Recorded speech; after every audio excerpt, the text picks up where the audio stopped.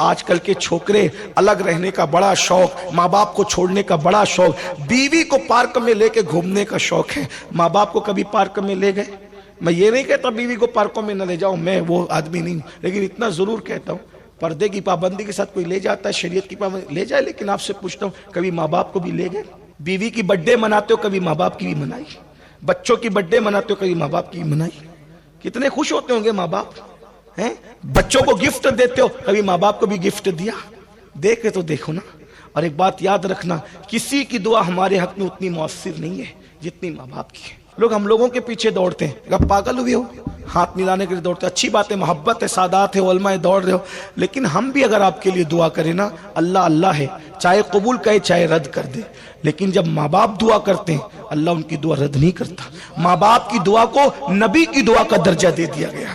دعا والدہ لولدہ کدعاء لکم، تمہارے باپ کی دعا تمہارے حق میں ایسی ہے جیسے محمد الرسول اللہ کی دعا امتی کے لیے ہوتی، نبی کی دعا، محمد الرسول اللہ کی دعا امت کے لیے رد نہیں ہوتی، ایسے جب ماں باپ دعا کرتے ہیں اولاد کے حق میں تو دعا رد نہیں ہوتی۔ سب کی محبتوں میں ریاکاری ہو سکتی ہے، ماں باپ کی محبتوں میں کبھی ریاکاری نہیں ہو سکتی۔ لوگ جب دلی جاتے ہیں، ممبئی جاتے ہیں، دبئی جاتے ہیں، ادھر ادھر کام کرنے کے لیے جاتے ہیں، مہینوں ہو جاتے ہیں، ماں باپ کو فون بھی نہیں کرتے۔ میں یو پی، بہار، بنگال جاتا ہوں، روتے ہوئے ماں باپ آتے ہیں۔ گجرات میں بھی ہمارا بیٹا نہیں پوچھتا، بہو نے کہہ دیا ہے ماں کو نکال دو، گھر سے نکال دیا۔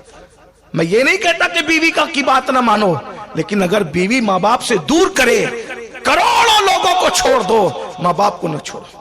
ہر نعمت مل سکتی ہے، ماں باپ اگر کھو جائے تو ماں باپ نہیں ملتے۔ لیکن کچھ لوگ ایسے بھی ماں باپ کو روٹی کپڑا مکان دیتے ہیں، ہم بڑی خدمت کر رہے ہیں مولانا۔ میں نے کہا یہ تو کتے کو بھی دیتے ہیں لوگ۔ روٹی کپڑا مکان دینا صرف خدمت نہیں ہے، ماں باپ کو ایسے رکھو جیسے بادشاہ کو رکھا جاتا ہے۔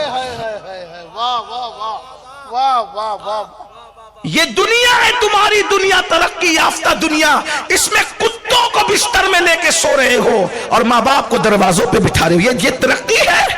کون سی ترقی ہے؟ کوئی ترقی، لعنت ہے ایسی ترقی پر۔ بلیوں کے منہ چوم رہے ہو، کبھی ماں باپ کا بھی منہ چوما؟ بلی اور کتوں کے منہ چومنے والوں قبر میں اللہ کو جواب کیا دو گا؟ اگر منہ پیشانی چومنا ہے تو ماں باپ کو چوم، ان کو چومنا جنت چومنے کے برابر ہے، ان کو چومنا کعبے کا دروازہ چومنے کے برابر ہے۔